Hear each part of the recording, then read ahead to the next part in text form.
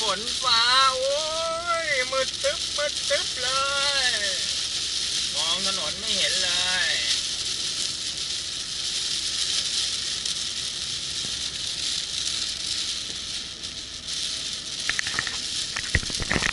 เนี่ยฝนตกอย่างนี้เนี่ยเรียกว่าฝนตกแรงพอสมควรแล้วก็ทัศนวิสัยเนี่ยไม่ค่อยดีแต่ว่าคนก็ยังขับรถกันเร็วขับด้วยความประมาททั้งที่ข้างหน้าก็มองไม่ค่อยเห็นชัดเจนนะเนี่ยในระยะที่มองเห็นเนี่ยก็แค่ประมาณสัก20 เมตรนะ15 เมตร20 เมตรเป็นบางช่วงที่ฝนตกหนาแน่นเนี่ยมืดตึ๊บเลยมองไม่ค่อยเห็นแล้วก็ในสถานการณ์อย่างนี้ไม่ควรจะขับรถเร็วก็ค่อยๆไปนะครับเพื่อว่าเราจะได้เห็นถนนได้ชัดเจนแล้วก็ฝนตกอย่างนี้ถนนลื่นนะครับเวลา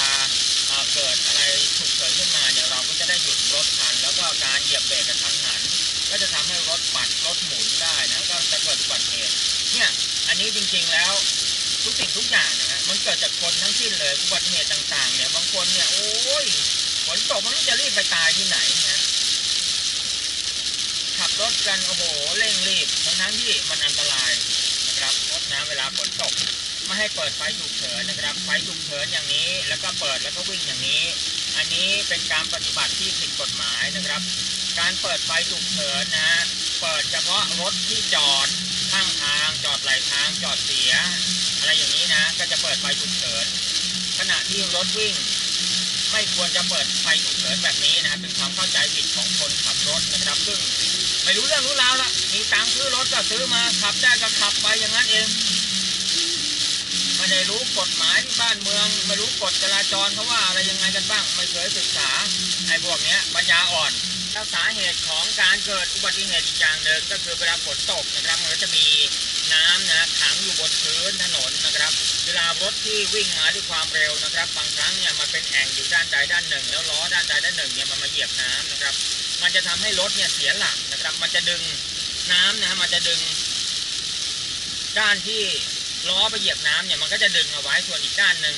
ซึ่งไม่มีแรงดึงมันก็จะไปได้เร็วกว่าด้านที่มีแรงดึงมันก็ถูกดึงไว้ก็จะทำให้รถเนี่ยเสียหลักถ้าคนที่ไม่แข็งไม่มีประสบการณ์ไม่มีความชำนาญหรือว่าดอกยางไม่ค่อยดีก็จะทำให้รถปัดรถหมุนนะครับเกิดอุบัติเหตุได้นี่อันนี้เป็นเรื่องที่คนใช้รถใช้ถนนต้องศึกษานะครับเรื่องของอุบัติเหตุต่างๆจริงๆแล้วคนเรานะฮะถ้ามีความรู้มีประสบการณ์นะครับแล้วก็ปฏิบัติ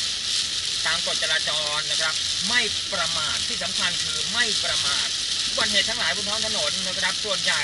เกิดเพราะความประมาทของคนนะครับข้าเก่งข้าเนี่ยไปได้ข้ามีประสบการณ์ข้ามีฝีมือไปฉิวเลยรถข้าแรงตุ้มเนี่ยเห็นไหมลงข้างทางตายสมน้ำหน้าไอ้พวกเนี้ยอวดเก่ง